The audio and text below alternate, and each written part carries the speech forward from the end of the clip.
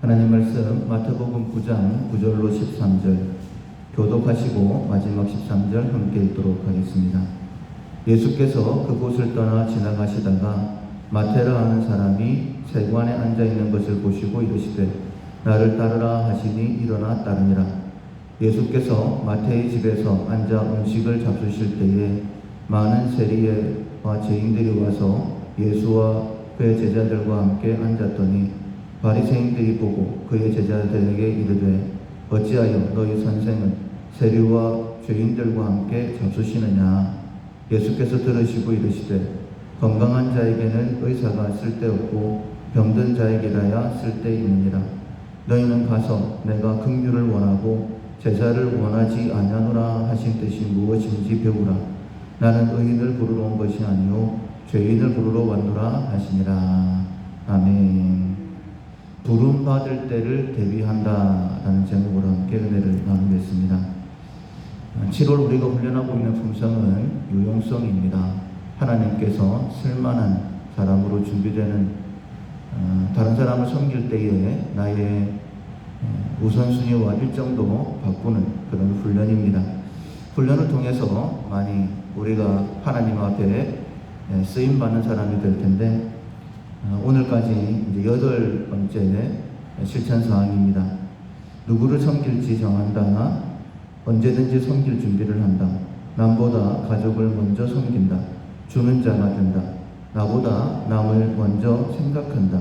무엇이 필요한지를 헤아린다. 피하지 않고 도울 길을 찾는다.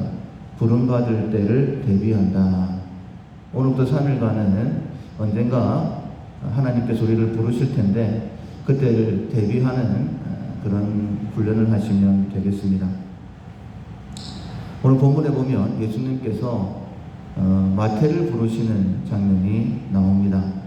근데 마태의 직업이 세리라고 나와 있죠. 9절에 예수께서 그곳을 떠나 지나가시다가 여기서 그곳이라는 것은 우리가 잘 알고 있는 중풍병자를 고치신 사건입니다.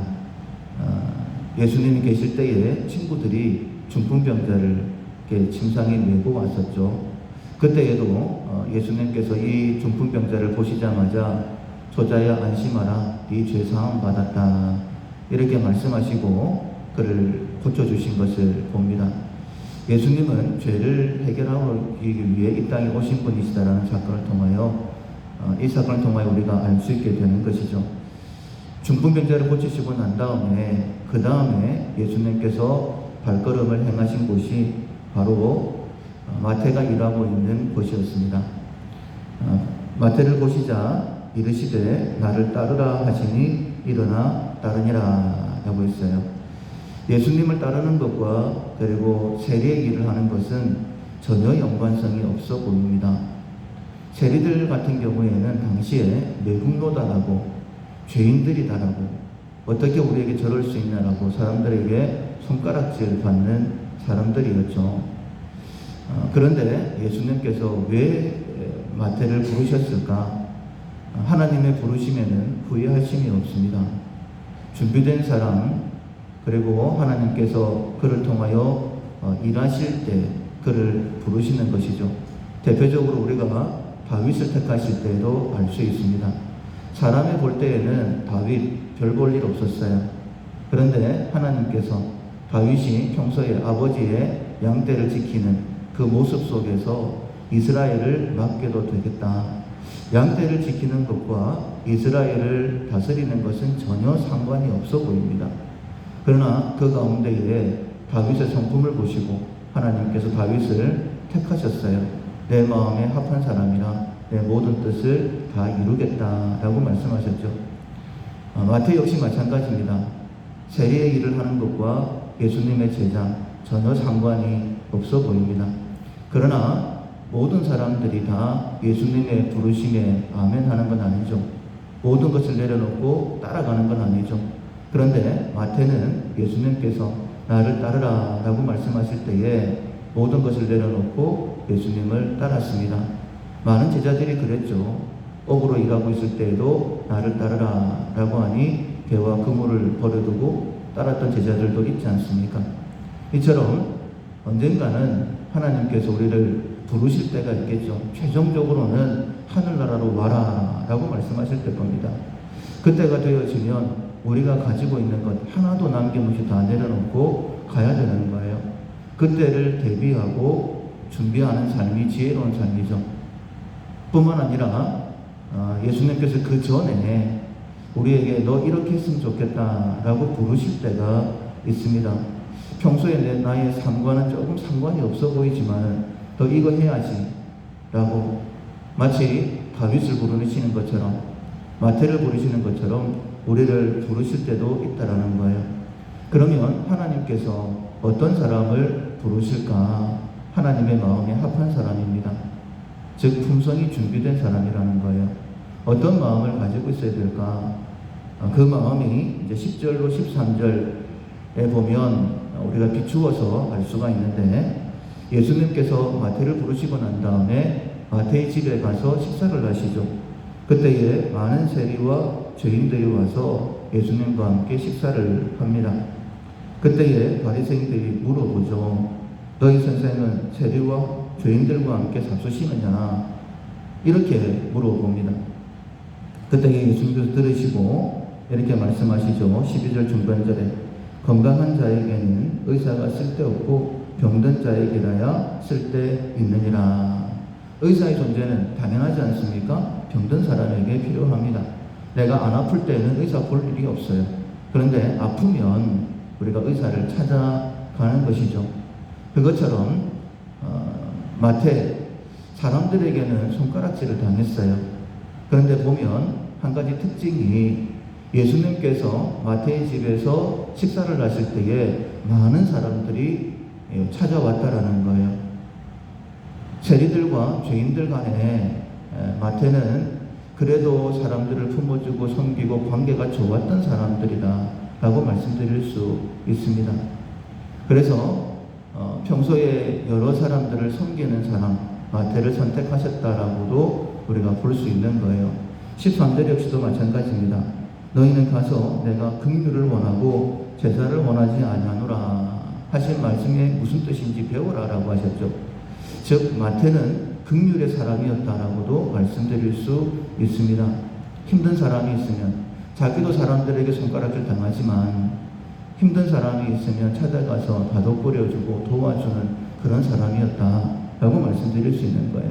특별히 나는 의인을 부르러 온 것이 아니라 죄인을 부르러 왔다라고 말씀하셨어요. 마태가 사람들에게 죄인이라고 손가락질 당했지만 그 가운데서도 힘든 사람들에게 손가락질 당해서 힘들어하는 사람들을 찾아가서 위로했다라고도 말씀드릴 수 있습니다. 하나님의 부르심에는 결코 아무 이유 없이 그냥 부르시는 것은 없습니다. 마태가 준비되었던 사람이기 때문에 하나님께서 부르신 거예요. 나의 삶의 모습이 아니면 나의 삶의 환경이 예수님께서 특별하게 부르실 만한 그런 삶의 환경은 아니다 라고 스스로 생각하시면 안 됩니다. 지금 내가 있는 이 자리에서 하나님께서 내게 무엇을 원하시는지, 하나님께서는 긍휼을 원하고 제사를 원하시지는 않는다. 제사보다 긍휼이 더 중요하다. 내 주변 사람, 나보다 더 힘든 사람, 더 손가락질 받는 사람, 더 죄인, 그들을 찾아가서 그들을 격려하고 위로하는 것이다. 이렇게 주님의 뜻대로 살아가게 될 때에 내가 특별히 예수님의 때를 준비한다, 준비하지 않는다와 상관없이 그것이 준비하는 삶이 되는 거예요. 더 큰 일을 맡겨주실 때에 그 일도 감당할 수 있고 하나님께서 우리를 하늘나라로 부르실 때도 그때도 부족함이 없이 부끄러움이 없이 하나님 앞에 설 수 있게 되는 것입니다. 하나님의 부르심은 상대적이지가 않아요. 다른 사람과 비교해서 내가 어느 정도가 아닙니다. 지금 나의 형편에서 하나님께서 나에게 뭐라고 말씀하시는지 하나님은 나 한 사람만을 보시고 나를 평가하시는 겁니다. 세리 어떻게 예수님의 제자가 되지? 그러나 마태는 준비되었기 때문에 부름 받았던 것입니다. 우리 역시도 나의 지금의 삶의 형편 가운데서 하나님의 부르심에 응답하고 또 내가 할 수 있는 만큼 최선을 다해서 긍휼을 행하고 섬기는 삶을 통하여서 또 하나님께서 어떤 일로 우리를 부르실지 모르겠지만 그때를 대비하고 또 영원한 하늘나라로 부르실 때도 그때도 예배할 수 있는 지혜로운 자 될 수 있기를 주님의 이름으로 축원합니다. 아멘. 찬송가 440장 어디든지 예수 나를 이끌며. 찬송가 440장입니다. 어디든지 예수 나를 이끌면 어디든지 예수 함께 가려네. 예수 함께 아니 가면 나겁고 예수님과 동행하면 겁없네. 어디를 가든지 겁낼 것 없네. 어디든지 예수 함께 가려네. 세상 친구 모두 나를 떠나도 주와 동행하면 외로움 없겠네. 가는 길을 위태하고 험해도 어디든지 예수 함께 가려네. 어디를 가든지 겁낼 것 없네. 어디든지 예수 함께 가려네. 어두운 그늘 나를 애워쌀 때에 주가 함께 계신 믿고 자려네. 죽은 후에 천국에서 깨어나 예수 함께 길이 살리라. 어디를 가든지 겁낼 것 없네. 어디든지 예수 함께 가려네. 아멘. 말씀을 기억하면서 먼저 자기 자신을 위해 하나님의 부르심에 언제든지 응답할 수 있는 준비를 하는 삶을 살 수 있도록 도와주십시오.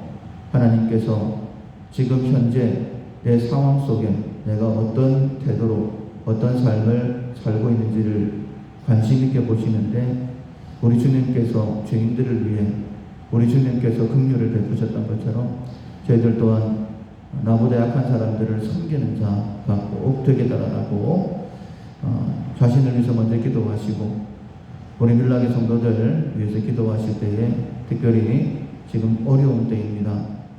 이 어려움들을 예수님 손 붙잡고 잘 이겨내게 달라고 영육의 회복을 위해서 기도하시고, 온 나라가 코로나19로 인해서 어려움을 당하고 있는데 겸손한 마음을 주시고 하나님께 더 가까이 나오는 자들이 많게 달라고 긍휼을 베풀어 달라고 기도하시고, 우리 밀락교회 소금으로 빛으로 그리고 나아가서 희년을 선포하는 교회가 되게 달라고 기도하시고 각자 기도 제목으로 기도하겠습니다.